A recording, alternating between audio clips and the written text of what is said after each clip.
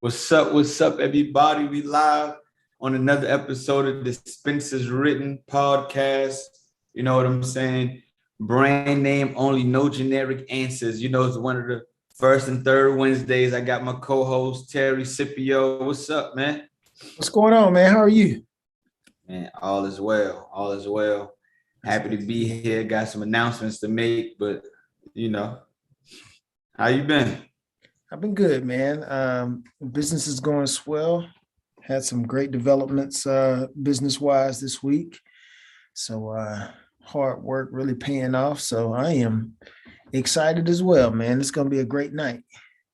Definitely. We got a whole good presentation we got put together today that's gonna knock people's socks off. So it's gonna rock.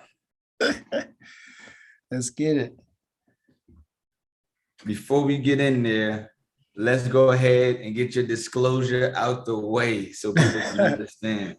Definitely. Let's do that. Let me share my screen right quick and let folks know that this is for information purposes only. All right. Let me share my screen right quick. Oh, can you share the screen with me? Oh, my bad. I got you. Let me make you the host. No problem.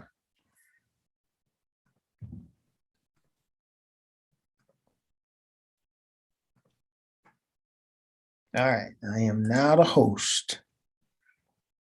All right, so what we're going to do is just share the disclosure for this evening to make sure that we keep the lawyers off our backs. We don't want them to get upset, right? All right, so this is my disclosure here at the bottom. I want to try and enhance this a little bit. So this podcast is for informational purposes only. Pill Talk is not affiliated with or endorsed by Park Avenue Securities, Guardian, or Scipio Financial, and opinions stated are their own. Investors should consider the investment objectives, risk, charges, and expenses of ETFs or any other investments carefully before investing. This and other information are contained in the fund's prospectus, which may be obtained from your investment professional. Please read it before you invest. Investments in ETFs are subject to risk, including possible loss of the principal amount invested. I am a registered representative and financial advisor of Park Avenue Securities. This is my OSJ's address here in Charlotte, North Carolina. Securities products and advisory service offered through Park Avenue Securities, member of FINRA and SIPC, and financial representative of the Guardian Life Insurance Company of America. So this is for informational purposes only, but nonetheless, great information for the public. So with that out the way, I'll let you get started on your announcements that you have, and then we'll get into tonight's content. Dope. Yeah, let me jump on in here, let everybody know. This is written. We changed the time now to 9 o'clock instead of 9:30, making it a little earlier, a little easier for everyone to jump on, be on. And then two things. Number one is the Thanksgiving season. So we're showing everyone we're thankful, we're showing everyone we want to give back. So Pill Talk Podcast, with Thrive Partnership and some sponsors will be giving back to the homeless in the city of Baltimore, Maryland. We'll be doing a backpack give back. In the book bags, we will contain blankets, face masks, socks, hand warmers, hand sanitizers, some type of food just for those that's in need. So we wanted to make sure that we give back. Just want to let you guys know that we're doing that. And if you would like to contribute, it will be in the caption after the show. So if you like to contribute, just double back to the caption after the show. All of that information to be in there. The give back will be November the 24th, the day before Thanksgiving. I'll be out there in Baltimore from 10 a.m. to 2 p.m. giving out backpacks and book bags full of goodies for the homeless to use. That's one thing that we want to make sure that we do when we are able to is give back to the community. Thing number two is updated the website. So I want everyone to go ahead to the website, scroll through it, but it's a special place I need y'all to hit. I need y'all to go to the affiliate links. There's some great information. People that have been on the podcast wanting to share more, wanting to give more to you and everyone out there. So some of the affiliates that I'm affiliated with is Dr. Nicole Rankin. She has the birth preparation course. So if you are expecting a baby, your first time expecting, make sure you get this course. She's an hospitalist, OBGYN. She delivers babies daily. So she lets you know what needs to be done, what things to look out for, how to prepare yourself. So that's a very good course. Also, one of my good friends, talk to him on a regular, Dr. Jimmy Pruitt. He has the PAC-U. It's an education that opens your mind about what goes on in an emergency department. So him, other pharmacists, other medical providers, they created a platform. So if anyone wants to know, learn, and get more involved about what goes on in the ED, check out PAC-U. He will give you all the information. He has seminars, he has podcasts, he has everything that you want on there. I got a couple more. I know a lot of people looking to become a mobile notary to expand some of that revenue that's going around and wants to tap into something different to create a different stream of revenue. One of the easier ways to become a mobile notary. Make sure you check that out from my guy, Andre Hatchett. It's on my affiliates link. And right now, I know a lot of people talking about Turo and how they can get their cars leased, but I got a good friend, childhood friend named Akeem Reed, came out with his own platform to show people how to use, rent, and scale your slingshot rental business. So if you're looking to do that, make sure you check him out. But last and not least, my guy, Terry Scipio, Scipio Financial, the one and only. You already know he's on there. If you need any financial advice, please check him out. Listen, one of the best guys I know, knows his information from front to back. And every time we get on, I learn something different from him. So if you looking to expand your financial knowledge, make sure you hit up Terry Scipio with Scipio Financial. Man, that was great, man. You got a lot going on the channel, man. The network growing. Man, listen, I'm trying to do it, trying to make it, trying to get it. You know? Yeah, I hear you, man. I hear you. Don't let nothing stop you, bro. But tonight, let's jump in. So, where you want to start? You want to give them well, I guess the good place to start is from the beginning. That's right. Let's start from the top. Let's start from the top like we always do. And let's just tell the people what we've done up to this point, because I think that's important. I think it's important for people to know the series that we've already put in place and, what's to come later on in the future. But just to kind of recap of the episodes that we've already recorded and that's already out there on the YouTube channel. You can start with episode 1 of Dispense Written Wednesdays, and you can go out here and you can get your history lesson on the S&P 500 and why it pays to stay the course. Basically, stay invested no matter what you hear. Just understanding the basics of stock market behavior. In our second episode that we did, we talked about the stock market basics. We explained what an ETF was and what an index was. Amongst other things in there. Episode number 3 from us, we talked about how to choose an ETF, and we talked about how to look at the sector spider ETFs that make up the S&P 500. One of my favorites is number 4 here, the episode about silent assassins, inflation and taxes, and how they can erode your retirement income in the future. Number 5, I can't believe it's been five episodes already, but the money mindset. We start talking about how to manage your debt and what's the mindset that you need to have in order to properly manage your debt. And just recently here, we talked about managing your debt in greater detail. We talked about some topics that we'll touch on tonight again about cash flow prioritization and traditional methodology in their approach to personal finance versus pretty much what we call the new school, where we prioritize liquidity and savings versus prioritizing paying your creditors first. So like I said, we'll recap that tonight. And then now for tonight's series, and by the way, this series is called the Money Mindset Series.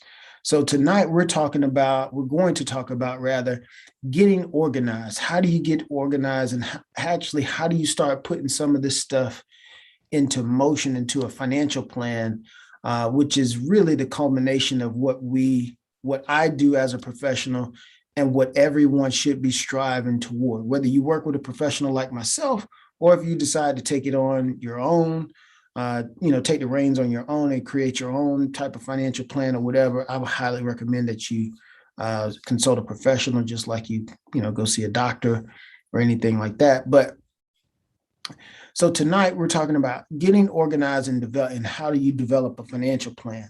So let's first talk about what a financial advisor is. Let me just write this out, because somebody will come back and look at this and be like, what is it? FA? What are these guys talking about? So I'm gonna just type this out: financial advisor or financial planner. All right. So a lot of you may have, for those of you who may be new to the world of finance or personal finance, you may have heard the term financial advisor, and maybe you just don't understand what it is that a financial advisor does or what a financial planner does. And so I'm going to explain that to you really quickly. So a financial advisor is a investment professional, or it could be an insurance professional. Some companies have financial advisors, the title financial advisor, and they may only serve in one single capacity, whether that be as an insurance professional primarily, or maybe just as an investment professional primarily. And so a financial advisor is someone that can help give you some guidance about financial matters in your personal financial life. Now, when you get to the more sophisticated advisor, someone who may hold some designations like the Certified Financial Planner designation, or CFP, or the Chartered Life Underwriter, which is back there on my wall. These professionals are a lot more specialized than your traditional advisor. It's just like, think about a pharmacist or someone in the medical field going to further their education. These financial professionals have taken their education a step further than a traditional financial advisor. And I like to classify myself as a financial planner. And as a financial planner, I'm more of a hybrid. I like to think of myself as more of a hybrid. And what I mean by that is, where you may have a financial advisor that just primarily focuses on insurance, and that's pretty much their main focus. And you may have one that focuses primarily on investments and ignores the insurance part. I'm that hybrid that actually marries the two together and helps explain why insurance is important as being part of a financial plan, and why the investment side of a financial plan is very important. But when you combine the two together and you create a plan that's in sync with one another, you can create the most optimal plan when it comes to planning for your financial future, so that you can manage risk as far as pitfalls, whether or not you retire, being able to retire when you want to, and making sure that you don't run out of money. And a financial advisor or a financial planner helps facilitate a written plan that will help you meet those goals and objectives that you may have for yourself and for your family. Now, who needs a financial advisor, right? Like, who needs one?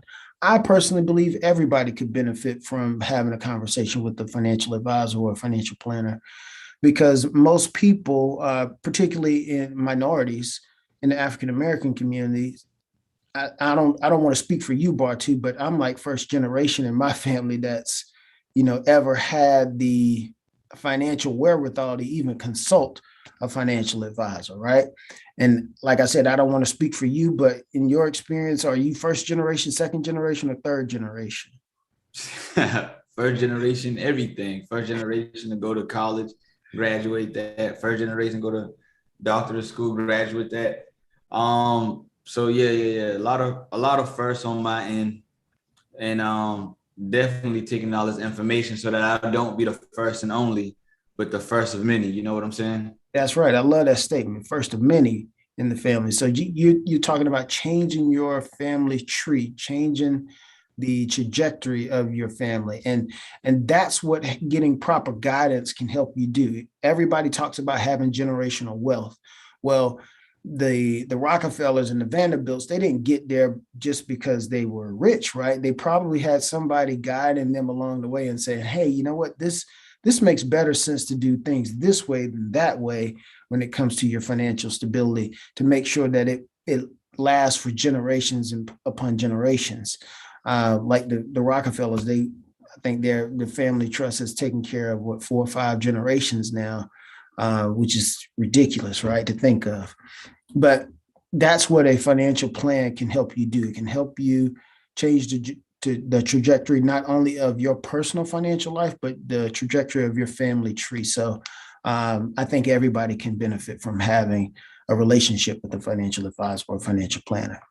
Hold on, Terry, real quick. Mm-hmm. Can you lean your camera down some, because we get like the bottom of your chin up?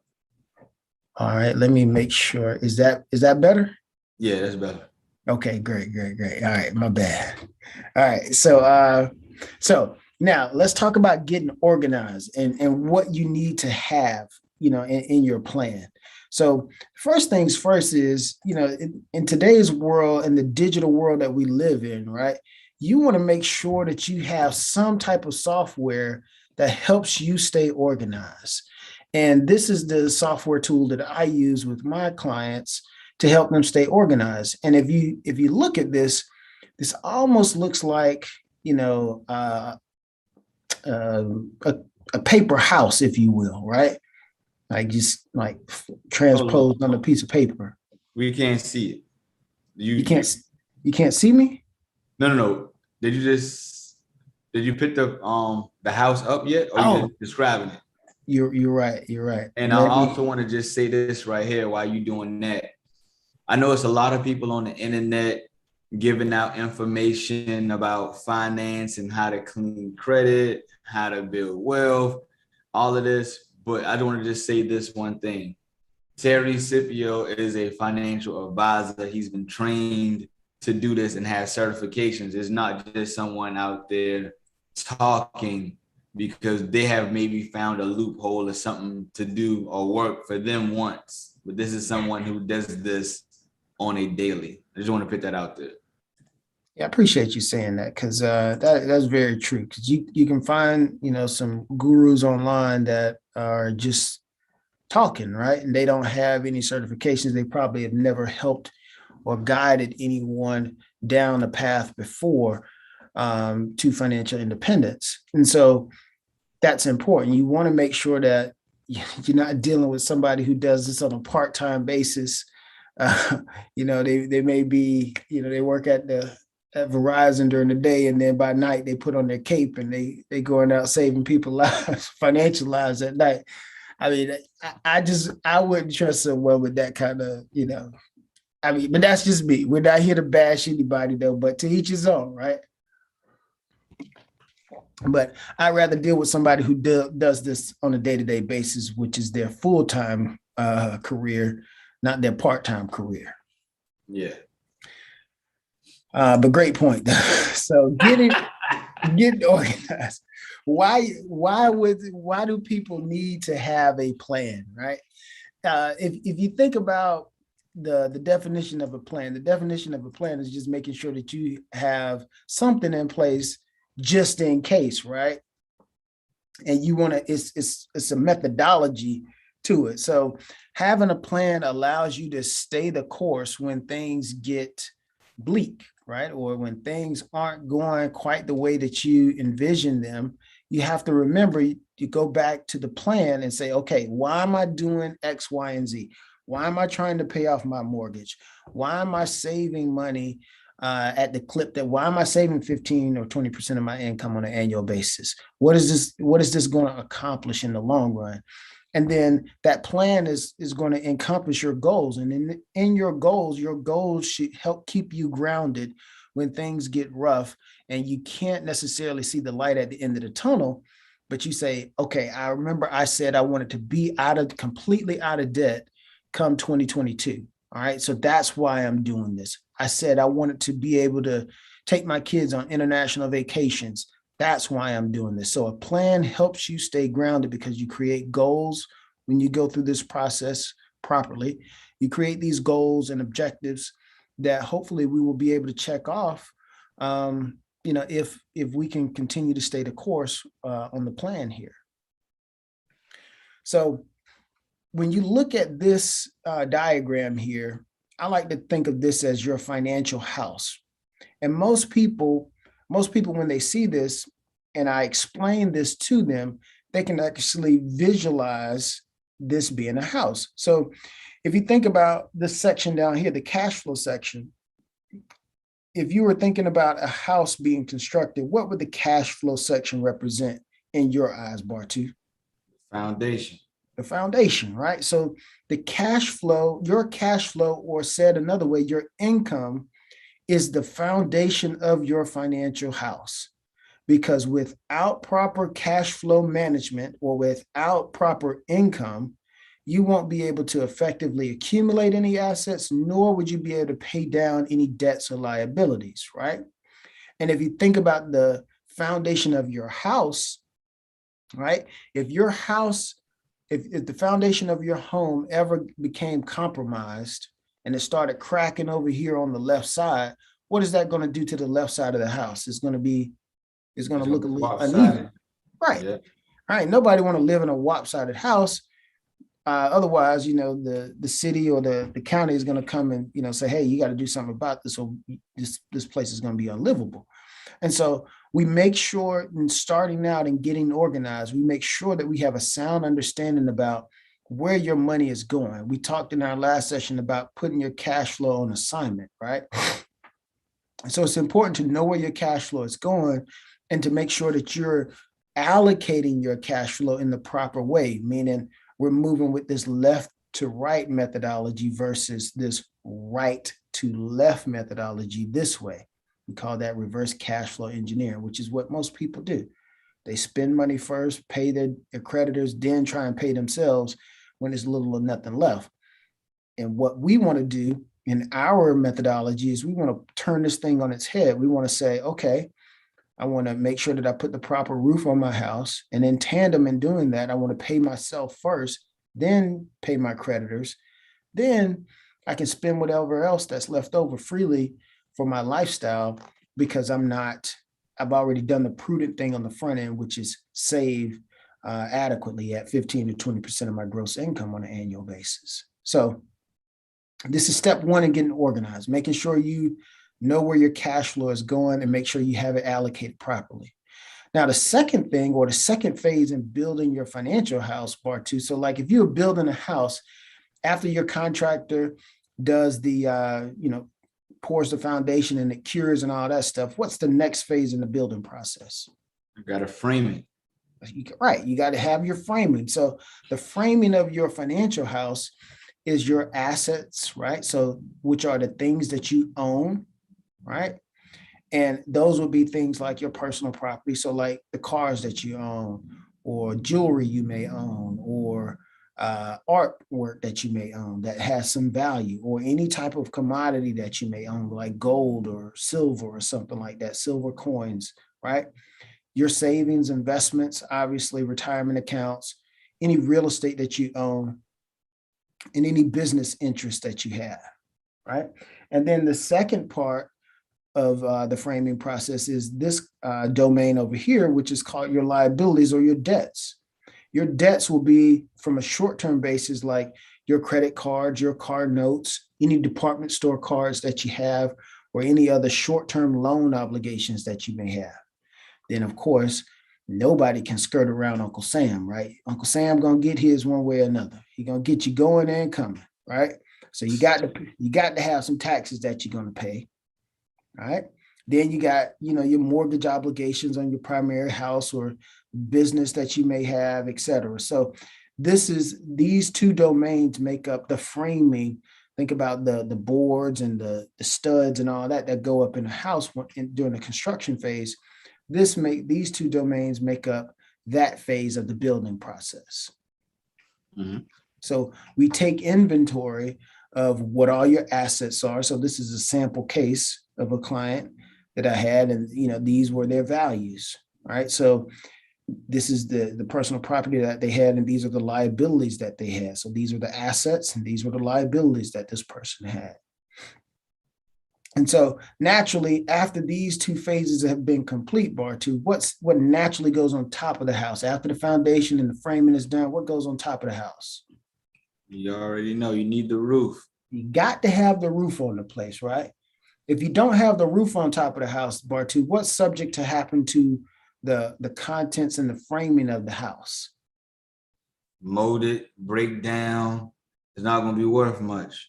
Right. You start to erode the integrity of the framing, right? Because the studs get warped because they get rained on and all that stuff, right? So you got to make sure that you protect these assets and the foundation of your financial house with putting the proper roof on your financial house. So again, this is all about getting organized.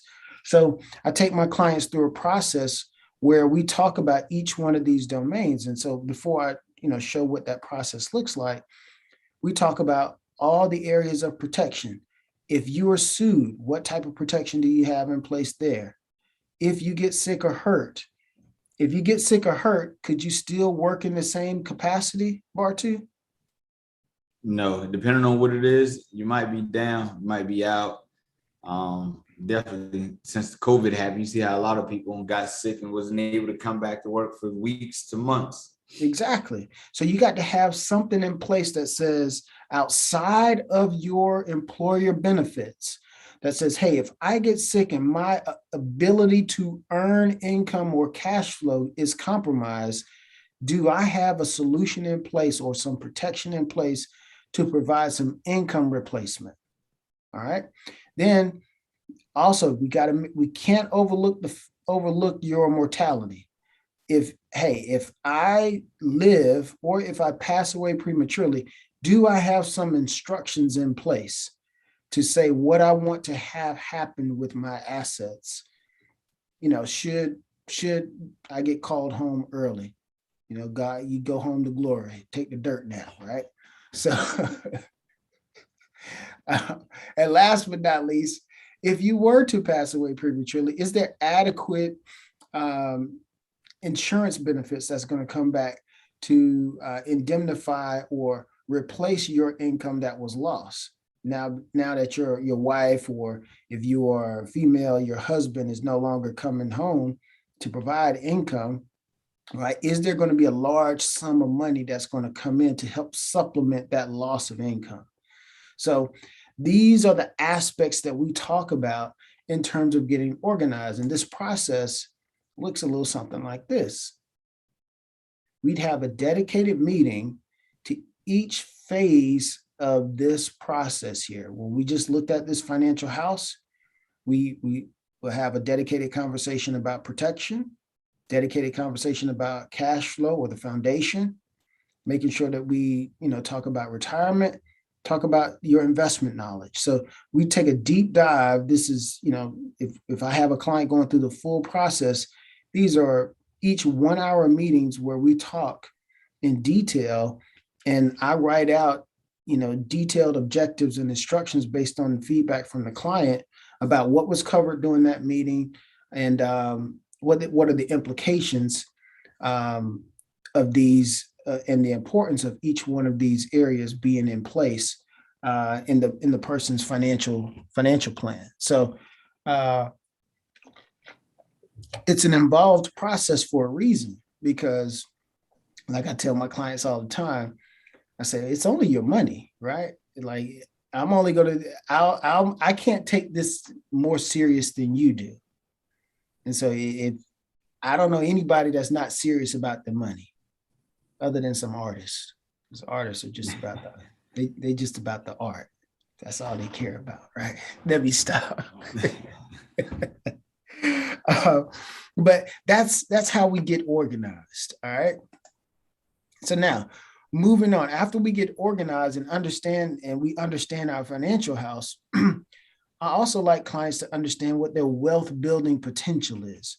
Now, wealth building potential is pretty amazing, because I don't think a lot of people, Bartu, realize how much money will actually come through their hands in their working years, right?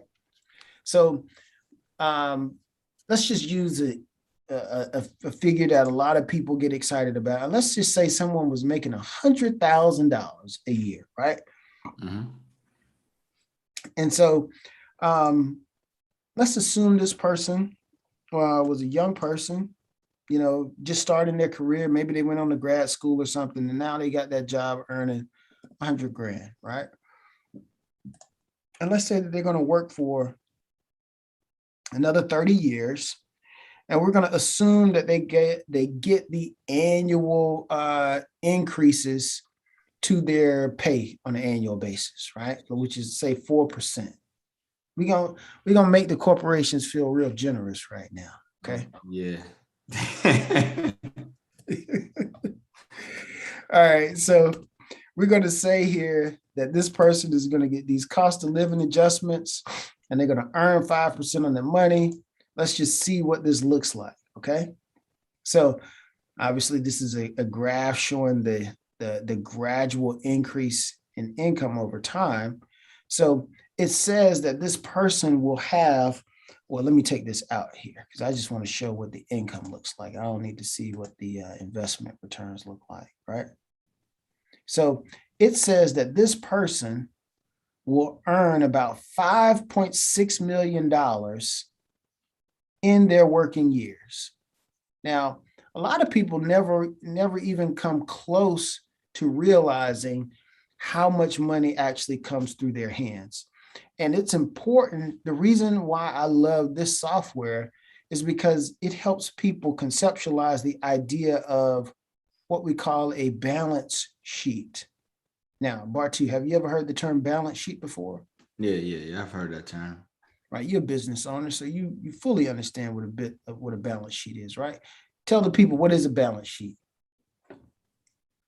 From my understanding, basically like the framework when you balancing out the assets or the liabilities, making sure how everything plays out, and hopefully you come in on a positive end of it. So you're taking in what brings it in, like what generates revenue or money for you, and what's your liabilities, what goes out, or what you spend money on. Yep. And then hopefully at the end of the pay period or at the end of the month, you have excess money left. All right. So you're talking about a combination of things. You're talking about a balance sheet there. Then you also talked about a profit and loss statement as well, or cash flow statement as well. So just in general, going back to your first point about the assets minus the liabilities. So the formula, a lot of people know who Kanye West is, right? They say that the fella's a billionaire now, right? 6 times.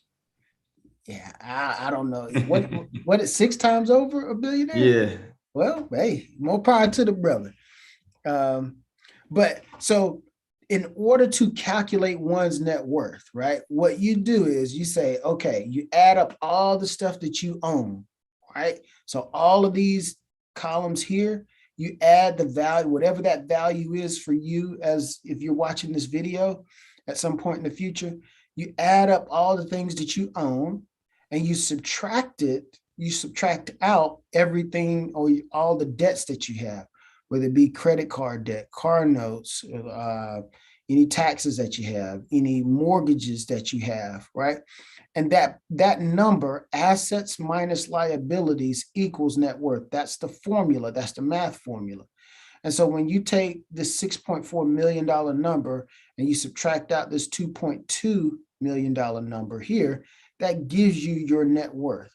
Now, Barty, why is net worth so important, in particular for people who are getting ready to retire? What's one reason that you could think of that net worth would be extremely important?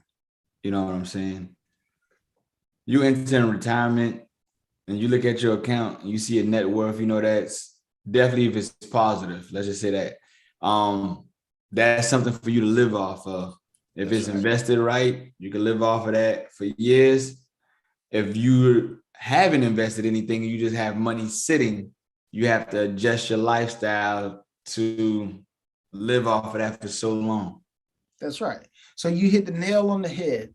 The reason why net worth is important is because when you get to the finish line and you say, I'm done working, whatever your net worth is, this is going to be the value that you use to generate the income for the rest of your natural life. Outside of Social Security, I don't know if Social Security is going to be there for you and I when we get ready to retire, but I doubt it too.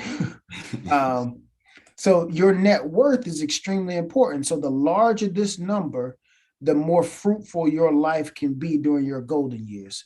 And on the flip side, the smaller this number, the less fruitful your lifestyle will probably be in your golden years. So if you are trying to, if your objective or your goal is to get to the finish line and be able to maintain the same level of lifestyle that you had grown accustomed to during your working years, it's extremely important that you save properly and make sure you get your financial house organized sooner rather than later so that you can have a fruitful retirement and you don't have to continue working into your late 70s.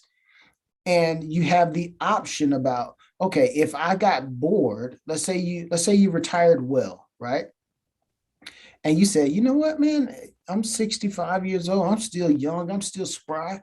I don't want to just be sitting at home doing anything. I want to go and work somewhere because I like being around people and I like the interaction and it keeps me sharp, right? Well, you don't want to be that person at 65, 70 years old where you have to stay on the job, right? Mm-hmm. I always tell my clients, you want to be at 55, you ever seen that diagram where you got the little stick figure, they're pushing the rock up the mountain, right? Yeah. I always tell my clients, you don't want to be that person at 55 just starting to push that rock up the mountain because one, you're 55 years old, right?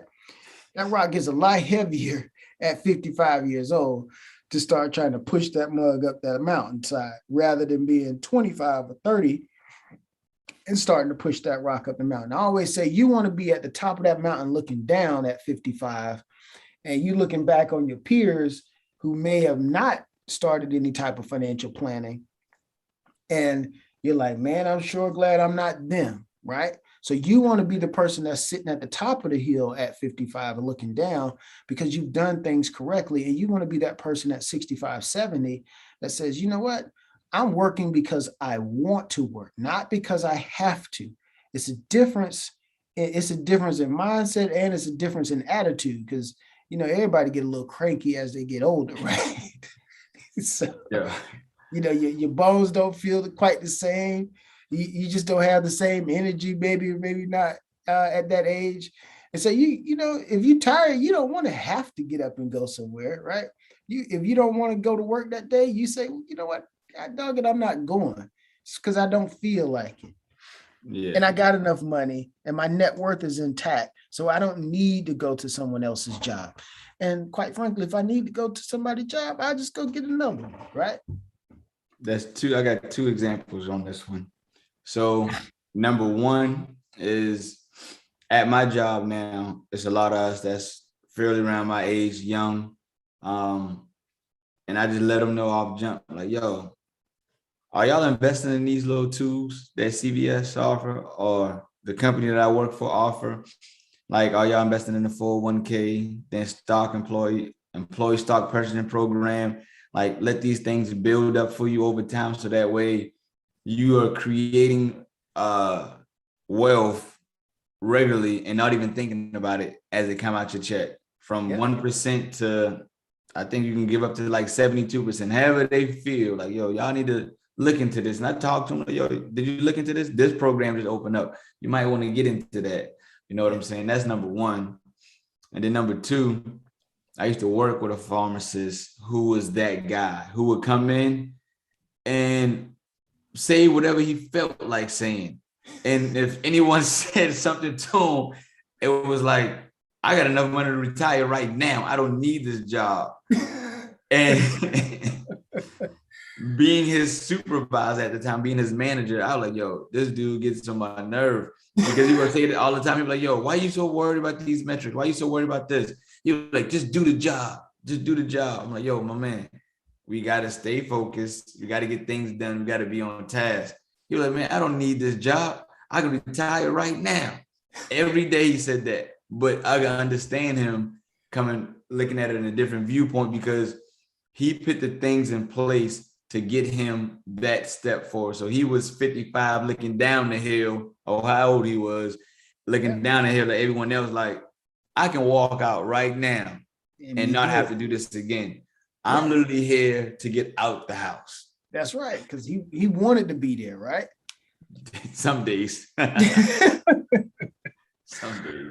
But yeah, man, like, I mean, that's a great point that you made, because you just want to have those options, man. You don't ever want to feel like somebody has their thumb on you, right? That's like one of my biggest fears. I guess that's why I work for myself. But I never want someone's thumb on me or dictating to me what I have to do and all that stuff. But like you said, man, just putting things in place, because it's so important. When you get to that point in your life, or you want to be able to go travel and see your kids at their colleges and what have you, you don't want to be pigeonholed by the job to tell you, oh, well, you can't go. And you be like, well, I can go and I will go, because I got options and I got my money in place, my bye-bye money. And when I'm talking to my clients, I use another term, but a little bit more colorful, but you get the idea. I don't think most people like our age, millennials, young 20s, 30s, 40s, got that FU money, but they will take a vacation on you though. They will put it in and be like, listen, I ain't know if it's approved or not, but I let you know I'm not going to be here. But that's true, man. It's weird. It's so interesting that people look back after 10 years and they're like, man, what happened to all the money that I made? And it really comes back to the decisions that you made, the individual made. And it's so interesting. Like, you probably considered the old soul around your job, because you're the young guy who's already thinking ahead, blah, blah, blah. And some people, they may go, around the corner and be like, man, that dude Bar 2, Dr. Bar 2, he's just, man, he always talking about saving money and stuff. Man, I want to live right now. And that'll be the same person 10 years from today, be like, man, boy, I just wish I would have did something different with my money 10 years ago than what I did back then. They may have, had a great time on them vacations, but everything can be done with balance. And I don't want people to think that my wife is a great example of how she keeps me grounded. She tells me all the time, she says, Sip, you got to spend some of this money. You can't just keep it all. And it's true. It's true.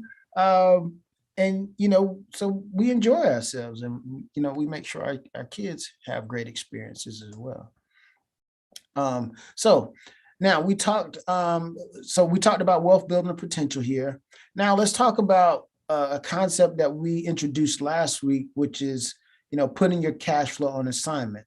And so what we talked about was, just like in algebra class, please excuse my dear Aunt Sally, right? Well, this is like how you put your cash flow on assignment on a monthly basis. And this is the priority that I, teach my clients. This is how I teach my clients to prioritize their money. So I call this exercise cash flow prioritization. And all we're doing is we're giving your cash flow a place to go at the start of every month, right? And we have stated objectives. We say, all right, we're going to make sure that we got protection in place. Now, this is a one-time event. So you put your protection aspects in place and that's a done deal. But then step 2 in this cash flow process is we make sure that you have adequate liquidity. So liquidity is just a fancy way of saying savings. So making sure that you got proper liquidity in place so that in the next 3 to 5 years, in the first 3 to 5 years of us working together, the goal is for you to accumulate 6 months to a year's worth of your gross income to create what we call a life events fund. Because, go ahead. Everybody just about to say, what are some ways to save or places to put your money to save so people will not just think about liquidity is just money in the bank? And then what is the term and time that you would consider to be able to touch the money to call it liquidity? So that's a great, I'm glad you asked that question, Bartu. Great question. So the places that are, first, let's talk about the term liquid, right? Because that might be a term that some people may not be familiar with. So the term liquid just means if a push came to shove, you need to be able to put your hands on some money within 24 to 48 hours. So having access to money that you can put your hands on in 24 to 48 hours, that's called liquid money, meaning you can get to it, within 48 hours and can solve whatever issue that comes about. So there's only a few places where you can put money where it is that accessible and that it will earn a better rate of return than what you would just by putting money at the bank. So place number 1 that you can put money is obviously the bank or your checking account, right? Second place that's going to provide some liquidity for you is your brokerage account or your stock or investment account, right? Not your retirement account, but your investment account. All right, that's important to understand, folks. And the third place is a place that's more unique, and it's a strategy that you could use, and that's putting money in, stuffing money into an insurance policy, which is is a pretty sophisticated strategy, but also becoming more widely known today with a principle called bank on yourself and some of these other concepts that's out here. But those are the most liquid places that you can have your money in the first few years of working together. And so hopefully that answered your question about what the places where you can have money versus just sitting at the bank. We also talked about the amount of money. Was it the amount? No, like the time frame in which time frame in which you can get it, right? So those are the aspects that you want to look for. You want to be able to get to the money within a moment's notice, 24 to 48 hours, and have it earning a better rate of return than what it would sitting at the bank and not losing money to inflation. Step 3 in this process in cash flow prioritization is you attack your short-term debt. And we said that we don't want to prioritize your short-term debt over liquidity because that's how one stays in debt. If debt is at the top of your list and your savings is at the bottom of your list, I would argue that you probably have your priorities mixed up. Because you're saying with that methodology, what you're saying is your creditors or your debt is more important than saving and reinforcing the foundation of your financial house. Basically saying you're paying your debt is more important than solidifying the foundation of your financial world. And we always talk about it. I put up some finance books today, but Richest Man in Babylon. That's One right. of the first steps he talked about is he had a percentage, putting away 10% of your whatever money you bring in to savings to use it later on to buy yourself financial freedom. Again, one of my favorite books, Rich Man of Babylon. Definitely. And we talk about saving 15 to 20% on an annual basis, depending on your age. Obviously, if you're older and you're just starting on this financial journey, your percentage needs to be a lot higher than someone who's younger. That makes sense? Definitely. And number 4 in this process, to make sure that you start off on the right foot, or just start to get on the right track for things here, is you prioritize your retirement savings and your education savings for your children. Notice this is number 4 in the process, not number 1 or number 2. We do things in this order, okay? And number 5 is we prioritize long-term debt, right? And that longer-term debts are your mortgage, student loans, HELOCs. A lot of people make the mistake of considering your student loans as short-term debt. And, I think that's pretty short-sighted, because one, your student loans, if you're a medical professional, they're probably in upwards of $200,000 or more. Right? Definitely 6 figures. I just want to just slide that out there. Definitely 6 figures, right? Definitely. And they want their money, right? Once you finish. Mm-hmm. And so this is an example. I'm not going to rehash this. They can go back and watch last week's, 2 weeks ago, this episode where we kind of covered this. But would you rather be person A over here, where when we talk about your net worth, this person, we say assets minus liabilities equals net worth. Would you rather be this person that has no cash and no debt and a zero net worth, or would you rather be this person that has $120,000 in cash, $120,000 in debt, and the net worth is still the same? Because once you apply the formula, assets minus liabilities equals net worth, which person would you rather be, right? A lot of people say, I'd rather be person B. And they say, why do they say they'd rather be person B, Barty? Yeah, everybody needs some cash on hand. You know what I'm saying? Like your example right there to the right of it, the flexibility with something like COVID coming in, and let's say you lose your job.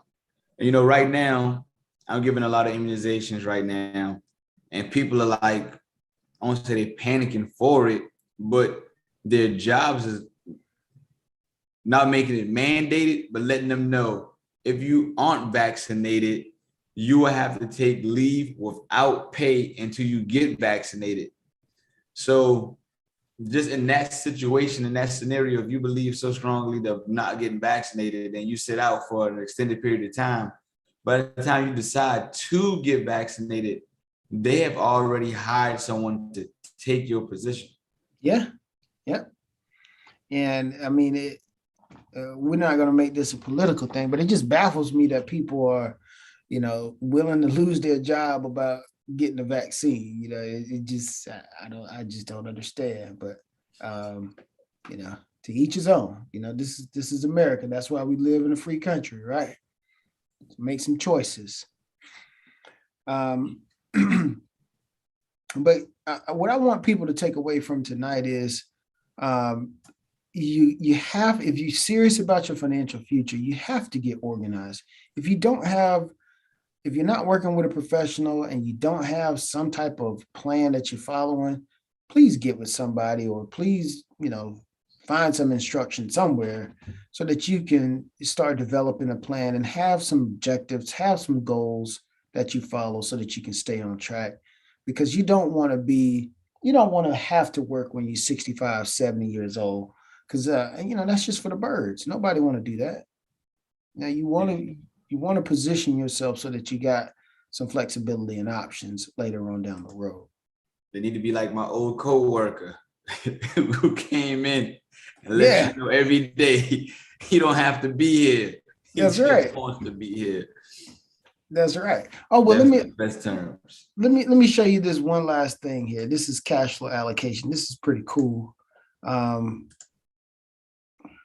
So people were wondering, okay, well, how do I make this happen, right? So how would I allocate this money? And let's just say this person was saving. I'm gonna just use this figure that's in here, right? This person was saving $50,000 a year of their $250,000 income.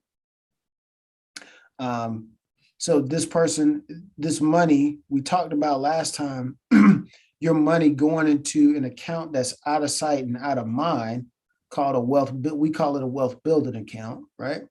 That's outside of your primary financial institution. So wherever you have your bank or your money market account or whatever, have this account, this wealth building account needs to be a separate account away from those financial institutions. So you can't sit at the light and transfer money to go shopping on Amazon while you're sitting in traffic at the light. Okay.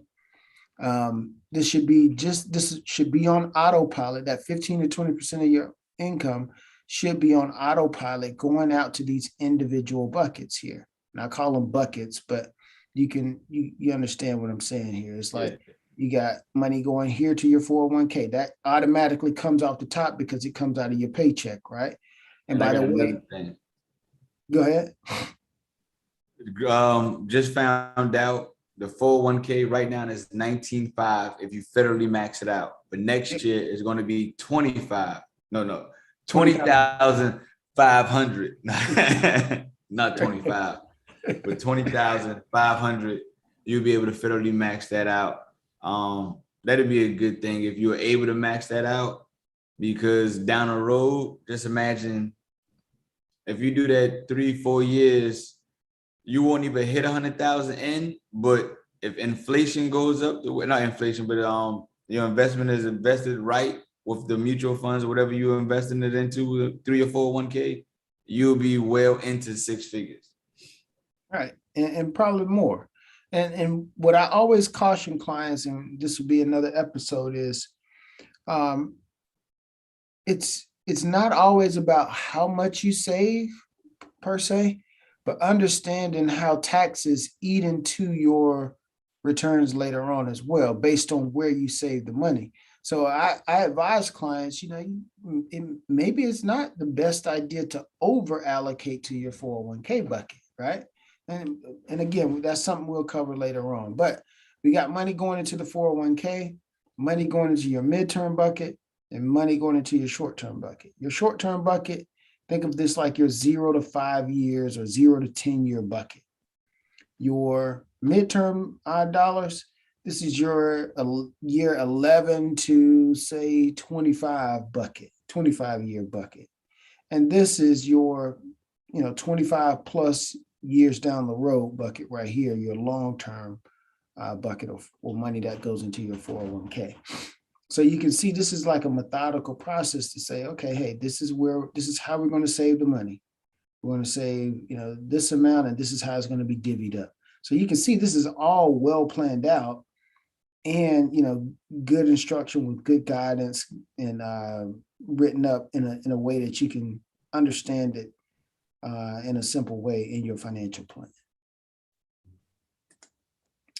And that's about it. We talked about protections already.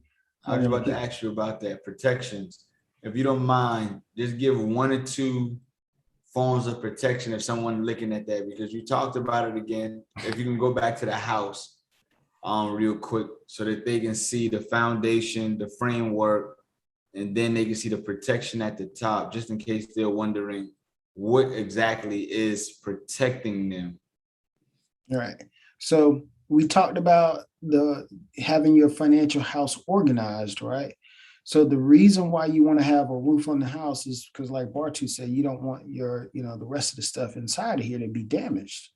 And if you don't have protection in place, like life insurance, disability insurance, a will or a trust, or umbrella insurance if you were sued, right? And let's just say the suit or the lawsuit exceeded your policy limits that you have on your auto or homeowners insurance, well, they can start coming after your personal assets at that point. So having these protection aspects in place are extremely important to your financial plan, and you can't have one without the other, right? What good is a financial plan if there's no income protection in place. Right? I mean, because now the cash flow, the foundation of the house is compromised, because if your cash flow stops or your income stops, well, you can't continue to fund this financial plan anymore. So I really don't understand when people call themselves putting together a financial plan and it doesn't include something like income protection. But at the end of the day, it's the client's decision. I just say, hey, it's your plan. I just make the suggestions here as the professional. But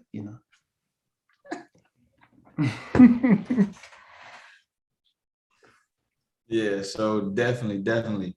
If you coming up with a financial plan, building wealth and protecting your wealth all comes together to form one plan.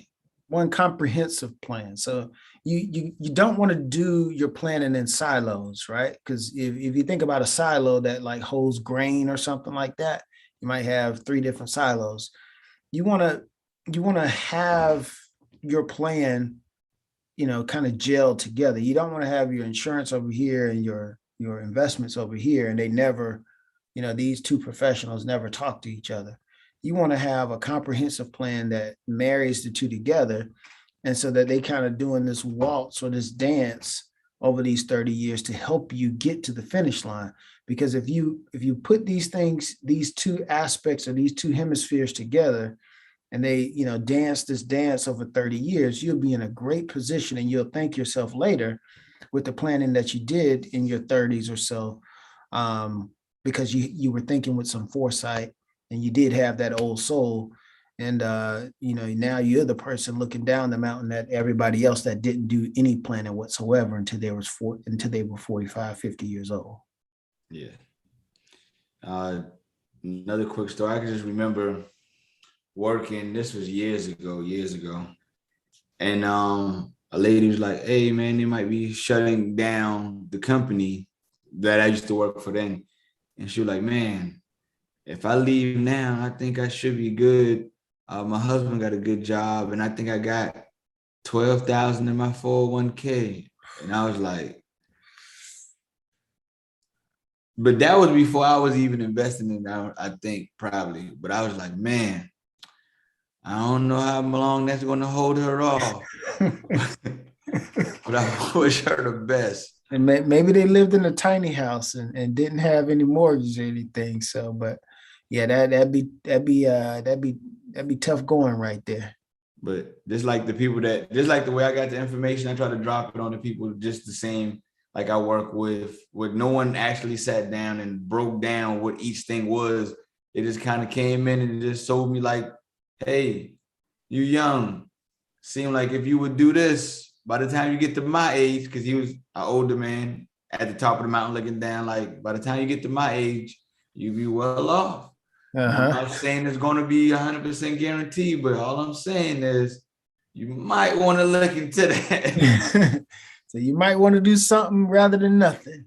Yes. Right. Yes.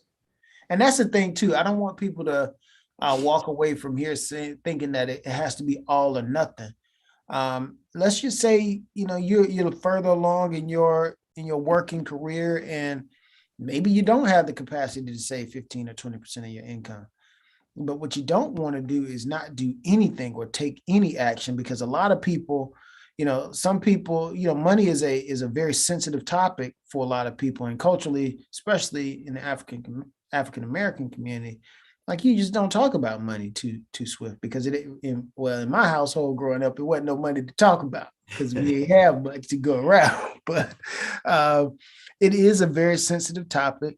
And you shouldn't feel embarrassed or, it's natural to feel apprehensive when you're going to talk to someone about your financial future or your financial situation. But don't be embarrassed, because people like myself, we've seen the best of the best and the worst of the worst. So don't be discouraged, and don't let that keep you from going to seek some advice, because the last thing you want to do is not take any action whatsoever. And then, get to the finish line and be like, well, I coulda, woulda, shoulda, type of thing. Man, One more example. I got a lot of examples tonight. My bad, y'all. No, go I ahead. gotta keep them going. Like you just said, some people they get in a situation, they get a job or whatever, and they're not making that much, so they're literally living check to check. And I talk to people, you know what I mean, coming from where I'm from, like, yo, you might want to invest in your 401k. Ah, man, I ain't got to despair. And I'm like, listen, if you just sit there and pick the match in of 3%, 5%, whatever the match your company gives you, and you do that over time, I promise you, one, your check may look a little different for a little while, but you will adjust to it. You That's wouldn't right. eat out as much. You won't take as many Ubers. You won't drink as much. Like you can make lifestyle modifications to overcome that little bit of money that's going to be going out. And plus, you got to let them know it's before taxes. So by the Mhm. time you get taxed, you're getting taxed less. So your check may look nearly the same. Right. It Yep. could be like it could almost be the same if you look at before you start investing in 401k and then after. Yeah. And I try to explain that to people, but I understand people strife and understanding that living check to check. Like, nah, I need every cent of mine to come to me, not looking forward and seeing that in 20 years, 30 years, 10 years, however old they are, that money could have been growing. Because not too long ago, this whole community that we have right now, got to give it to technology. These talking heads have put people up on game or open the door or open the blind so we can see things like the stock market in a different light and not be scared of it and walk into it, you know? Right. And people, what I found, man, is more often than not, people have more money coming through their household on a monthly basis than they realize. They just need a systematic way to capture some of those dollars before they get spent. Because in reality, I think a good bit of people have the capacity to save, but it's just the fact that it goes into the cash incinerator before it's assigned someplace else. The cash incinerator, if y'all don't know, is your checking account. I stole that from one of my colleagues. I just thought it was pretty daggone funny. But your checking account is a cash incinerator because if it sits there long enough, the money will get spent. So if you're disciplined on the front end to just say, hey, even if you're somebody that's feels like you're living check to check, right? Well, let's just unpack that for a second. You live in check to check probably because of some poor financial decisions that you made prematurely, and in some cases, in some extreme cases, people just are pulling themselves up by their bootstraps, and they just can't afford to put some money aside. In those situations, you might have to hustle a little bit and maybe pick up a second job so that you can put $50 or $100 away on a monthly basis to help start getting you down the road to some of your goals. Because I can tell you this, right? A lot of people say, oh, money ain't important. Well, money is right up there with water and oxygen, in my opinion, right? They say it ain't everything, but boy, let me tell you, when you got a little extra money in your pocket, your swag is a little different. Your step, your stride is a little different. You know what I mean? So I have yet to find that person who says, I got some extra money in my pocket, and they don't have a little bit of extra giddy up in their step, if you know Yeah. what I mean. And then another thing, since we're just talking about people living check to check or not making as much. It was an example of a guy. I saw it on the news, and I think I read an article about it. I think he was a security guard, never made over, let's just say $20 an hour. I'm not sure the exact number at the moment. Mm-hmm. But he invested in, I think, Coca-Cola and some other stocks every time he got paid. So by the time he retired, he was a multimillionaire or a millionaire at that time. But Yeah, he never got paid over $50,000 a year. yeah, But he slowly bought one share, two shares, three shares, a stock over time. And as you know, if you buy the shares, you click the little button that says reinvest my dividends. Yep. and it buys fractional shares, over time, the share that you bought starts buying more shares for itself. That's right. That's your money working. And that's something we done talked about before as well. You got to have your money working. And that's what people don't realize. A lot of people, some people in my experience, they want to diminish the value of saving $25, $30. And I talk to these residents all the time, these medical residents, and I say, save, I don't care what the amount is, but my goal while you're in residency is to help you train your financial muscles. It's just like working out, right? If you don't work out those biceps, they ain't gonna never get any bigger, right? They always gonna be puny, right?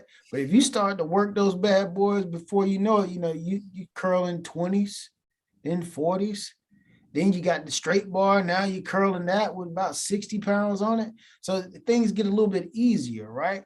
And so don't diminish even if it's $10 a month, because you got to start somewhere. So even if it's $10, $20, $25 a month that you start out saving, if you put that thing on autopilot and it's going into that wealth building account out of sight, out of mind, you're going to look up after a year, 2 years, and you're going to surprise yourself like, man, I was actually able to save some money. Because like I said, most people are capable of saving. It's just the way that they engineer their cash flow. They go about it the wrong way. We have a whole conversation on saving, because I just thought about something when you said it. Because like some people are natural savers, right?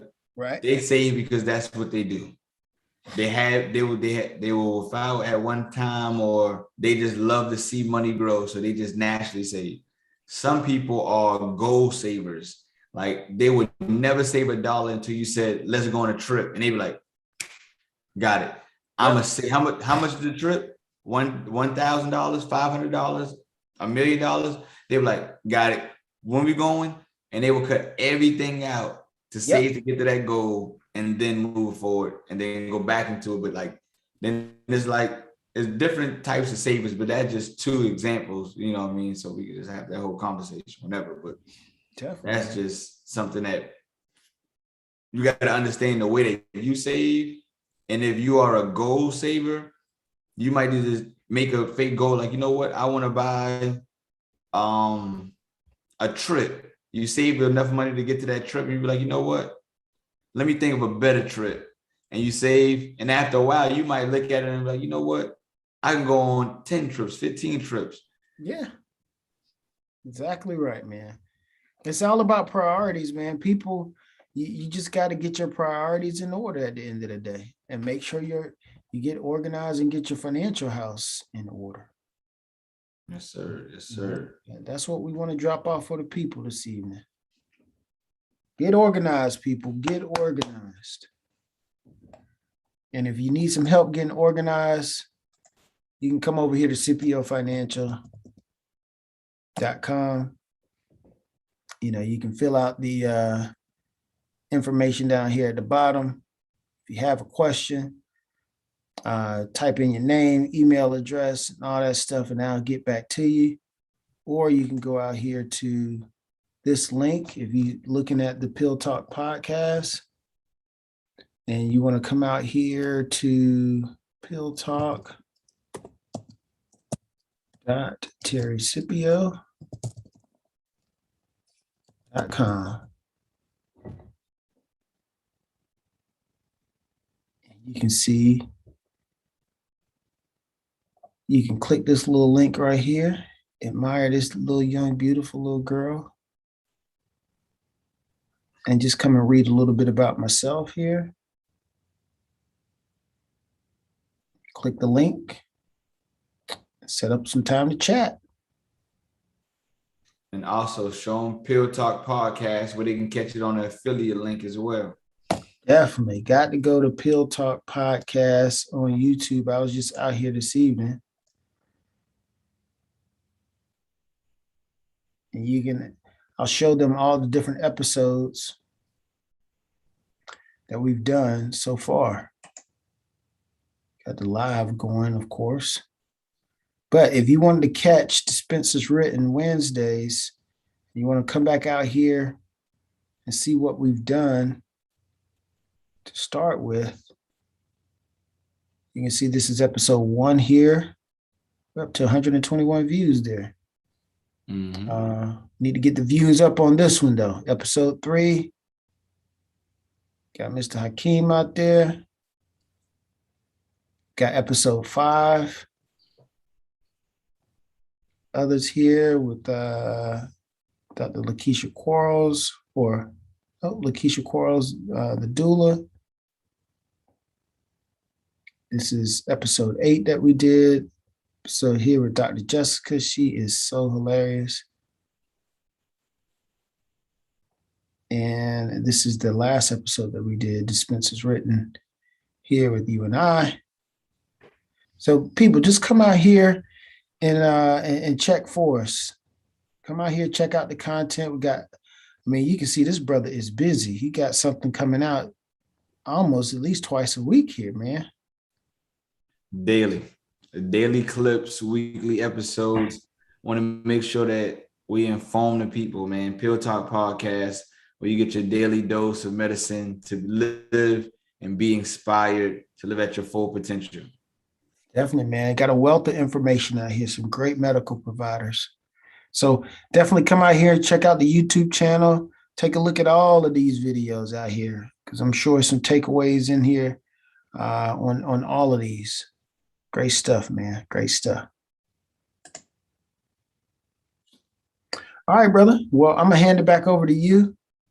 And if we got any questions, we can take some questions.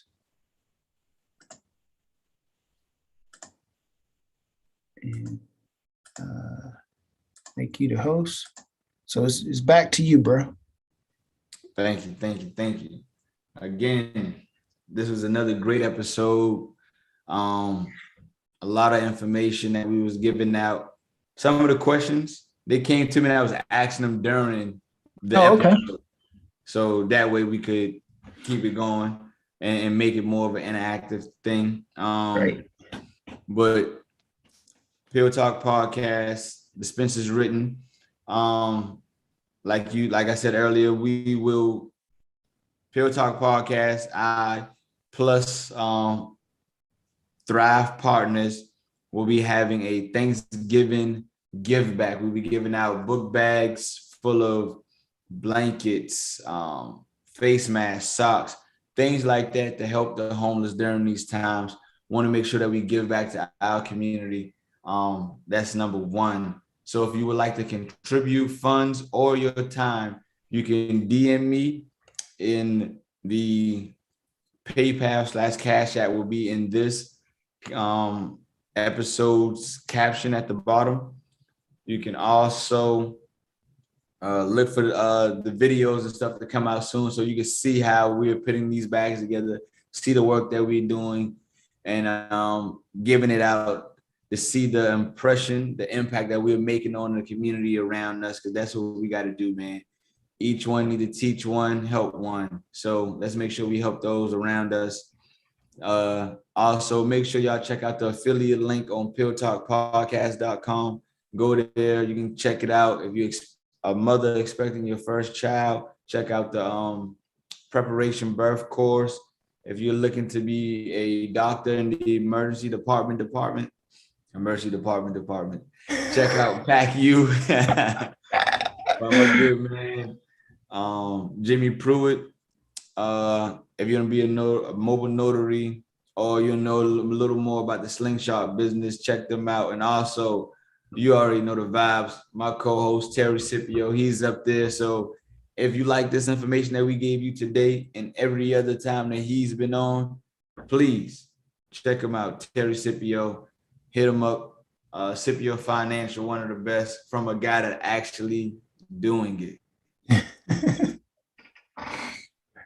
Definitely, man.